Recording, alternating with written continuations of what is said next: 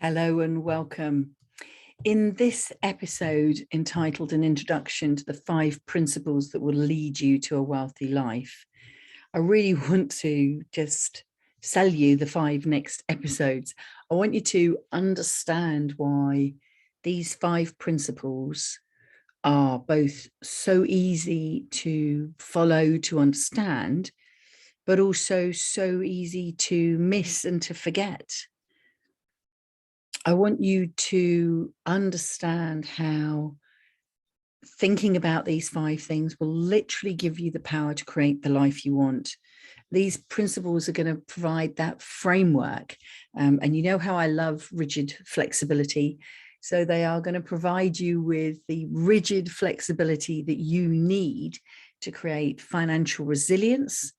And financial resilience is the ability to flex when the environment around us changes unexpectedly. That can be through health, through family circumstances. It could be through job loss. It could be through something going on in the economy, which we have no control over, and it just happens to us. It can also be as a result of errors in thinking that you've made. But with financial resilience, you can bounce back through all of that. It's also going to give you the time and the income to enable you to follow your passion and live a wealthy life, however that looks for you, whatever that means for you. And it's really important to note that it's the time and the money. What I'm suggesting to you is not a life that is based on the size of your bank account. It's not how much money you've got. It's actually the other way around. Is how much time have you got? How much time do you spend doing what you love? I think I've mentioned this in previous episodes. I work roughly a 3-day week. I work no more than 10 months of the year. I have a wall planner, and I will tell you more about this. And I prioritize my time above everything else because it's the quality of my life that is so important. The quality of my life is what's going to make it feel like I have had a long and full and fun and adventurous and wonderful life. And that's what I want for you. However, if you don't have money in your bank account, then it is very difficult in our society to function. And so that's why you need time and money together. But time for me comes first, because when you know what you want your life to be like, when you're passionate about what you want your life to be like, that gives you all the motivation you need to then go and create the money that you need to live the life that you want. So I worked so hard to come up with a clever acronym. And after weeks and weeks and weeks trying to name the 5 principles, something very clever, so let's come up with a word around money. Is it profit? No. Could I make it fit the word wealth? No, because that obviously already has 6 letters. Maybe I'll make 6 principles. What about money? Because that's got 5 letters.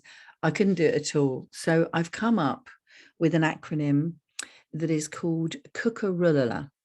And this is the name of a small, unknown and undiscovered Welsh, gosh, I'm going to have to do it again.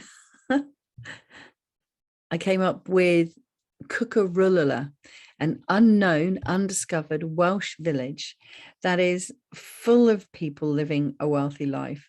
And of course, I'm telling stories. Absolutely, there is no village called Ccrll, but I thought because my acronym, rubbish acronym that it is, but my acronym has got no vowels and 2 L's, that it was perfect for it to be a Welsh village. So the point is, we're going to take you through very briefly C.C.R.L.L.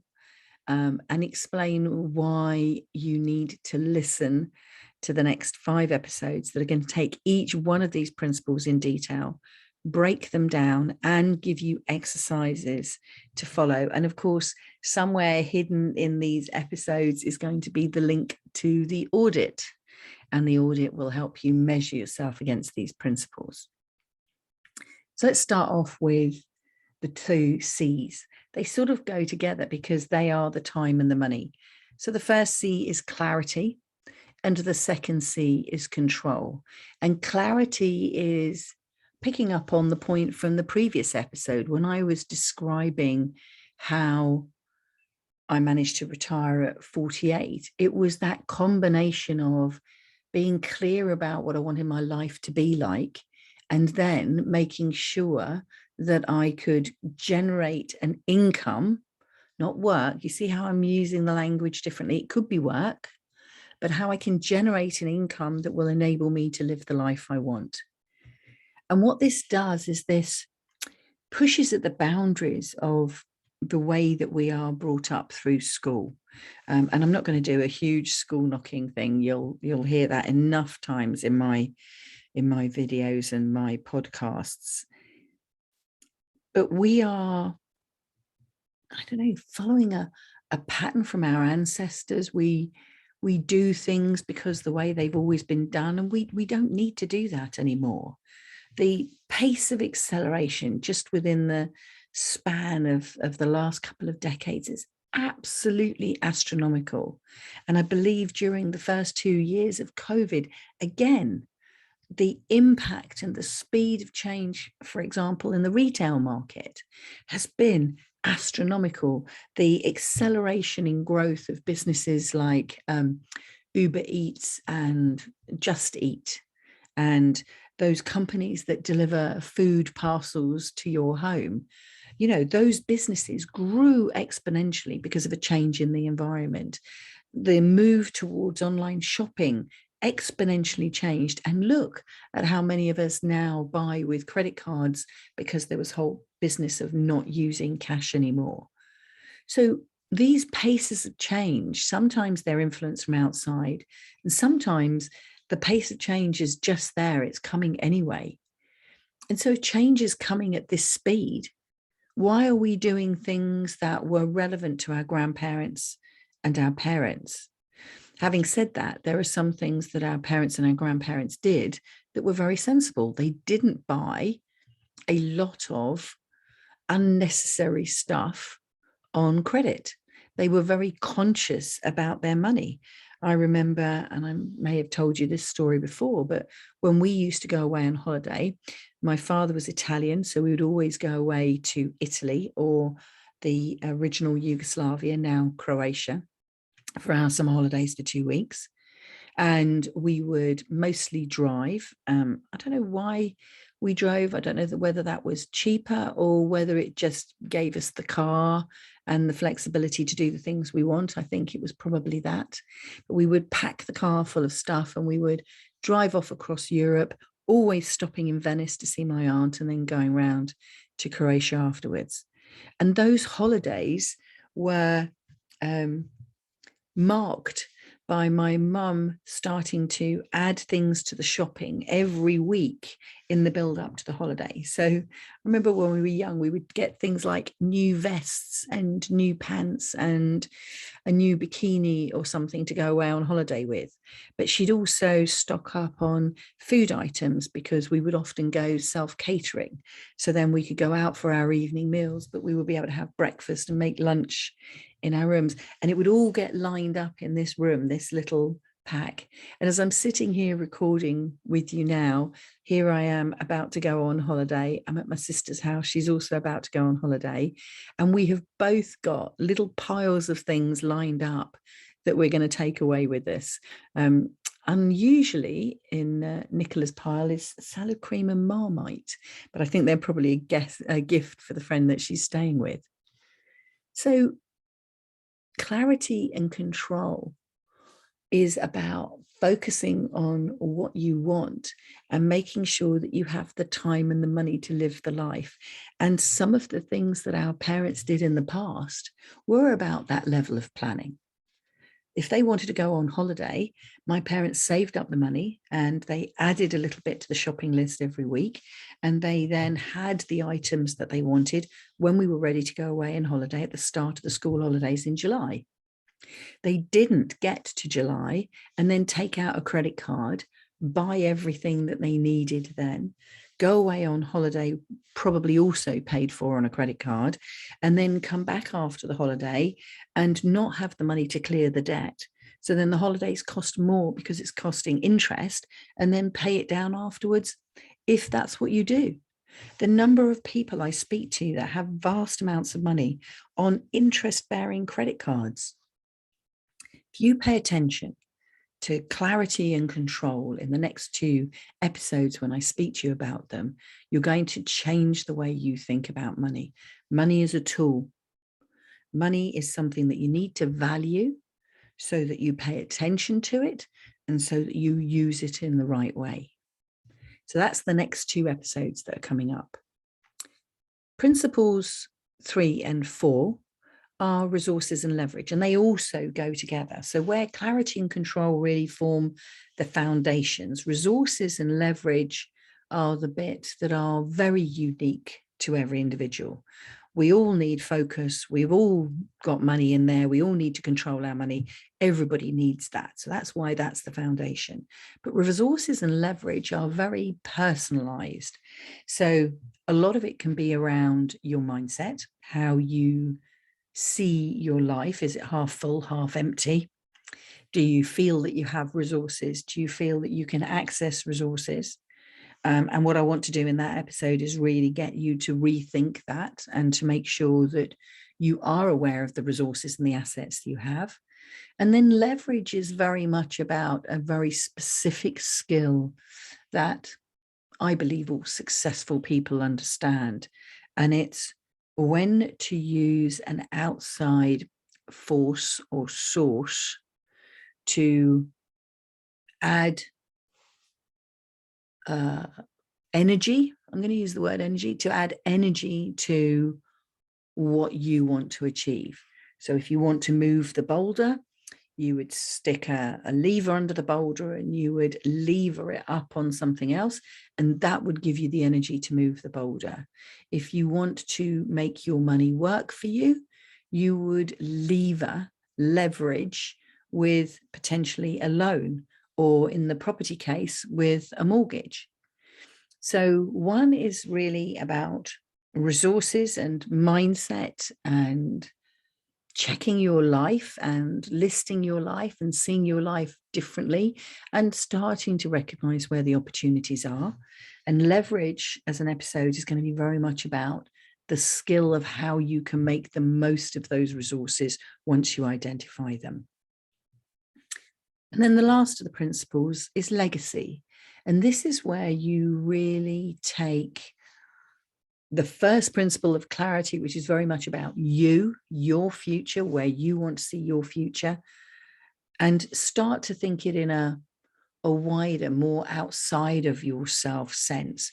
What impact do you want to leave behind you? What legacy do you want to leave behind you for your family, for your community, maybe for your planet? What are you passionate about, and how do you want this life to evolve, to shape?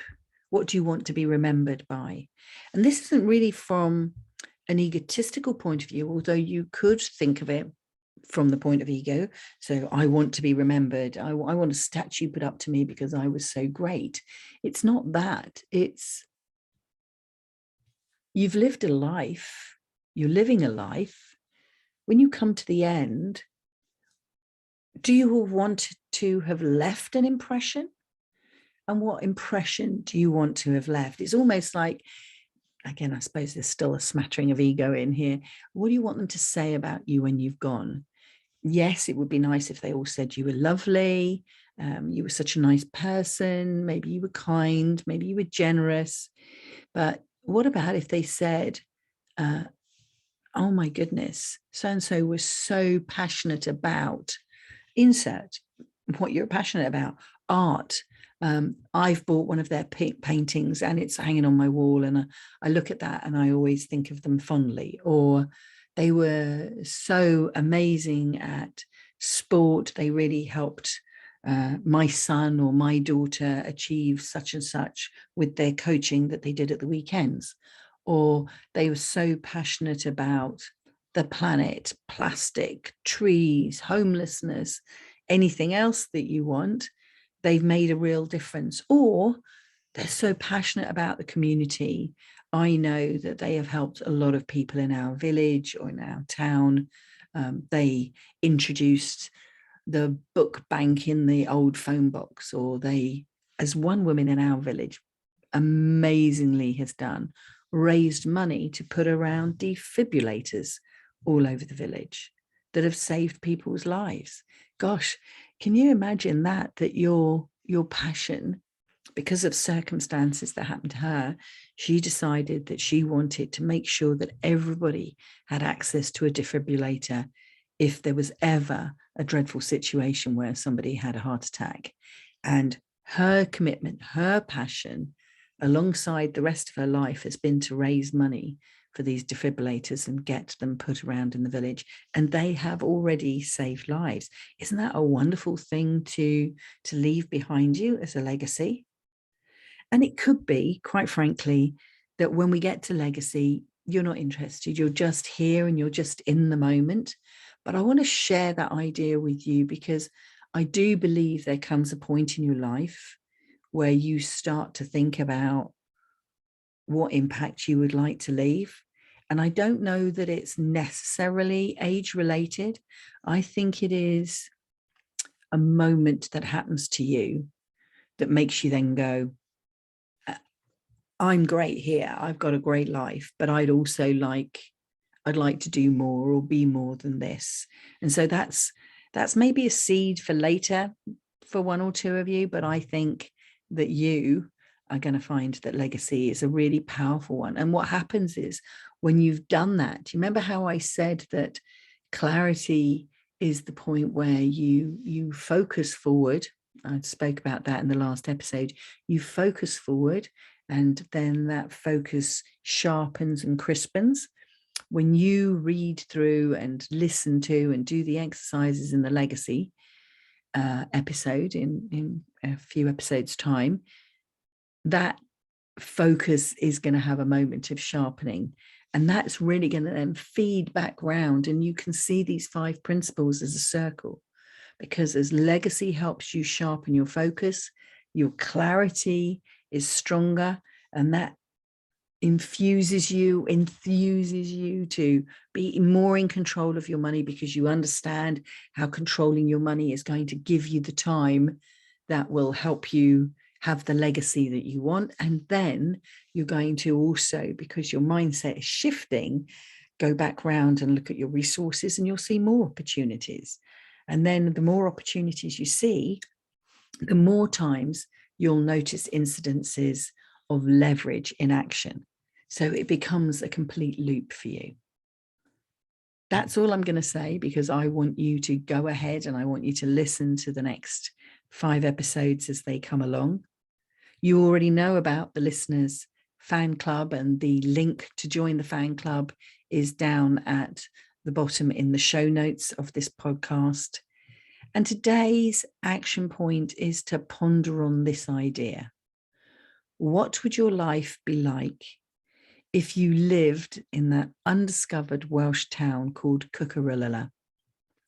You're living your wealthy life. You're with people who you love and care about, who love and care about you, and you are doing what matters to you most. What is that village like? What is your life like? And then I'd like you to take out your diary and make a note for the next 5 Thursdays in the row, and make sure that you master these principles, that you understand them, you apply them as is relevant to you in your life now, but have them central all the way along, and each one will become stronger when the time is right. So I hope that I have moved from fertilizing the landscape of your mind in the last episode, and now what we're doing is laying out that planting plan. And what I really want you to do is to get your wellies and your gloves ready for the next few episodes, as we're going to spend time on clarity, control, resources, leverage, and legacy, and planting those seeds ready for your wealthy life. and you won't even have to move to Ccrll to live it anymore. So make sure you subscribe to the podcast, please, and don't miss out on next week's episode. I'm going to start explaining clarity and how clarity in your plan will help you achieve your wealthy life even easier. And thank you again so much for your precious time listening to a Wealthy Life podcast. My name is Vicky Wooshea, and I hope that this episode has brought some much needed whoosh into your life.